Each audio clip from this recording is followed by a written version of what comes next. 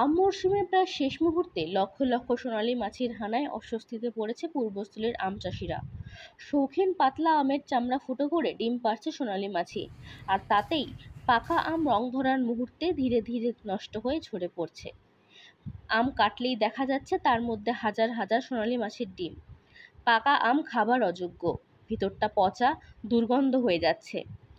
অদ্ভুত এই মাছি ধরতে আম গাছের ডালে ডালে ফিলামেন্ট ট্যাব লাগিয়েও তাদের বাগে আনা যাচ্ছে না। ঘন্টা দুয়েকের মধ্যেই বোঝাই হয়ে যাচ্ছে ট্যাবের কৌটোগুলি। গাছ জুড়ে উঠছে সোনালী মাছি, তবে মোটা চামড়াযুক্ত দেশি আমের ক্ষেত্রে এই মাছি তেমন একটা সুবিধা করতে পারছে না।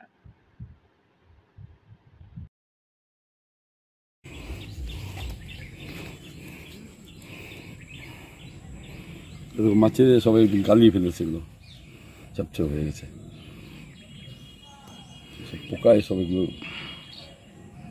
আমি হচ্ছে নাকি সব আমে হচ্ছে।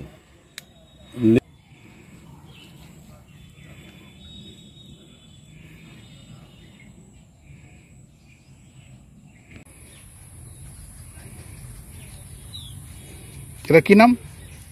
Son of gold. Son of, এটা কোন দেশের? এটা আমেরিকান আম।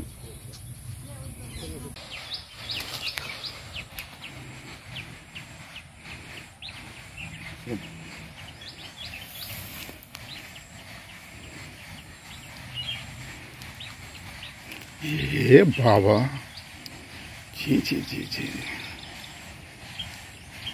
এক ধরনের সোনা মাছি, সোনালি ধরনের মাছি আর কি।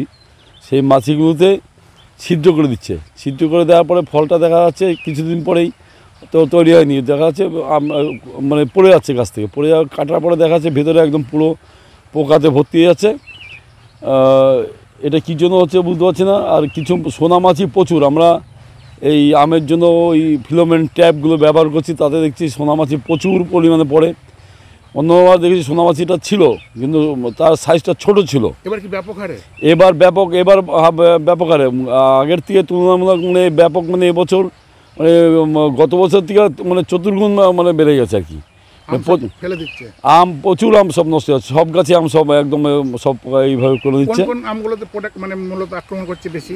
যেই আমগুলোতে দেখা যাচ্ছে মানে ওর খোলাটা পাতলা, সেই আমগুলোতে বেশি অ্যাটাক হচ্ছে আর কি। আর আবার বেশিরভাগ যে কালার আমগুলো, সেই কালার আমগুলোতে ওই পোকাটা বেশি আক্রমণ হচ্ছে। এর কোনো প্রতিকার নেই? প্রতিকার বলতে যে একটা ফিলামেন্ট ট্যাপ দেওয়া হয়, তার ভেতরে একটা যে ফিলামেন্ট থাকে, তার মধ্যে একটা গন্ধ থাকে, গন্ধতে কিছু পোকা, পুরুষ পোকা বা কী পোকাগুলো ওইগুলো ঢুকে পড়ে।